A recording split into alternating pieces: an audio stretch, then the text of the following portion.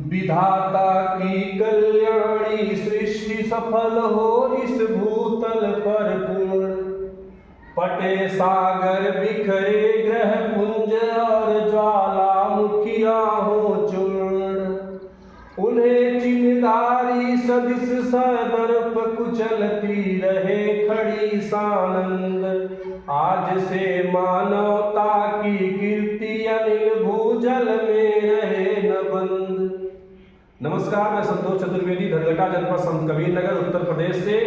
आज इस वीडियो में हम यूपी बोर्ड 12वीं के काव्यखंड का श्रद्धा मनु पाठ, जो जयशंकर प्रसाद की रचना है, इसका अंतिम वीडियो लेकर के आया हूँ। मुझे उम्मीद है कि आप लोगों को पसंद आएगा। अगर हमारा वीडियो आपको पसंद आए तो चैनल को सब्सक्राइब, लाइक और कमेंट जरूर करें, ठीक है। देखिए, मनु को समझाते हुए श्रद्धा कहती है कि तुम्हारा जो जीवन है वो आकर्षण का केंद्र बनाओ और सारी समृद्धि स्वयं खींची हुई चली आएगी। और विधाता की कल्याणी सृष्टि, और विधाता माने ईश्वर का जो कल्याण करने वाली जो सृष्टि है वह सफल होगी इस भूतल पर पूर्ण। यानी अगर तुम हमारा साथ दोगे, अगर हमारा तुम कहना मानोगे, तो विधाता की जो यह कल्याणकारी सृष्टि है उस भूतल पर, इस पृथ्वी पर अवश्य एक दिन पूर्ण हो जाएगी। और पटे सागर बिखरे ग्रहपुंज और ज्वालामुखियां हो चूर्ण चूर्ण। और ये जो सागर है पट जाएंगे। बिखरे ग्रहपुंज यानी जो बिखरे हुए ग्रहपुंज हैं, जो आज चारों की प्रलय का समय था तो सारे सागर जो है उफान पर थे, तो कहते हैं कि सारे सागर जो है वो पट जाएंगे, सारे ग्रहपुंज जो बिखरे हुए हैं ये सब स्थिर हो जाएंगे। और ज्वालामुखियां, जो ज्वालामुखी निकल रही है धरती से, ये सब चूर्ण चूर्ण हो जाएगी और चिंगारी की तरह हो जाएगी। चूर्ण चूर्ण माने जो लावा निकल रहा है वो बिखर जाएगा चूर्ण चूर्ण होकर के, और उसे चिंगारी के सदृश माने होता है समान। और उस ज्वालामुखी को चिंगारी की तरह, जैसे आग जलता है तो चिंगारी निकलती है, उस चिंगारी को उन्हें चिंगारी सदृश माने होता है, चिंगारी के समान सदर्प माने होता है गर्भ के साथ कुचल देगी, कुचलती रहे खड़ी सानंद। यानी जो मानवता है, जो आने वाली जो मानव पीढ़ी है, उस ज्वालामुखी को चिंगारी के समान गर्भ के साथ कुचलती हुई खड़ी सानंद माने आनंद मनाएगी।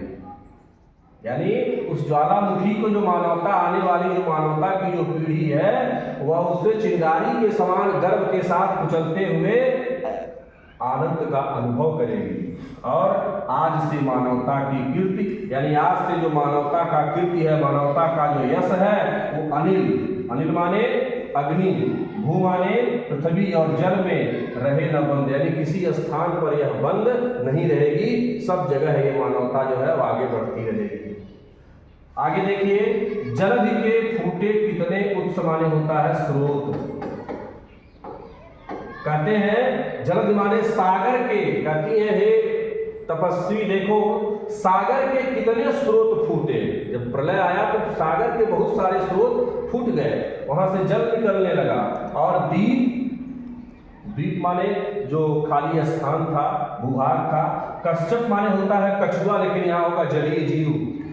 यानी सारे धरती के द्वीप और जलीय जीव डूबे उतराए, मतलब उसमें डूब रहे थे, उतरा रहे थे, मतलब इस तरह से। लेकिन किंतु वह खड़ी रहे दृढ़ मूर्ति, अभ्युदय का कर रही विचार। लेकिन देखो, यानी सारे जलीय जीव और सारा जो द्वीप था वो पानी में डूब रहा था, लेकिन किंतु माने लेकिन आज भी देखो जो हम दोनों हैं खड़े रहे दृढ़ मूर्ति के समान। यानी तुम देखो, उसके बाद भी तुम आज दृढ़ मूर्ति की तरह खड़े हो। यानी सब कुछ डूब गया, लेकिन तुम जो है दृढ़ मूर्ति की तरह खड़े हो।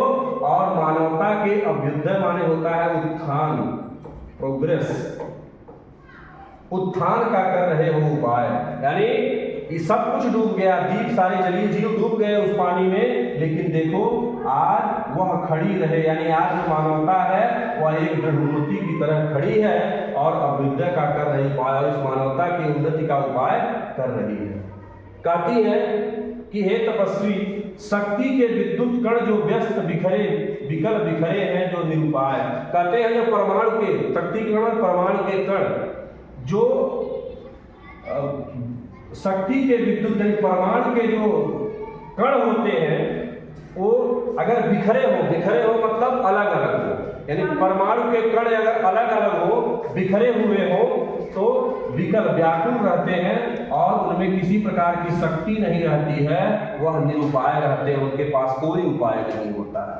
लेकिन समन्वय उनका करें, अगर उन परमाणुओं को एक जगह एकत्रित कर दिया जाए तो उसमें अपार शक्ति आ जाती है। तो वही कह रही हैं कि जब तक ये मानवता की शक्ति अलग अलग रहेगी, जब तक मानव इधर उधर बिखरे रहेंगे तब तक वो विकल माने व्याकुल रहेंगे, बिखरे रहेंगे तब तक वो व्याकुल रहेंगे और उनके पास मानवता को आगे बढ़ाने का कोई उपाय नहीं होगा। लेकिन अगर उनका समन्वय कर दिया जाए, माने उन्हें एकत्रित कर दिया जाए, क्या कर दिया जाए, एकत्रित कर दिया जाए समस्त मानवों को, तो विजयी मानवता हो जाए, तो सारी जो मानवता है वह विजयी हो जाए।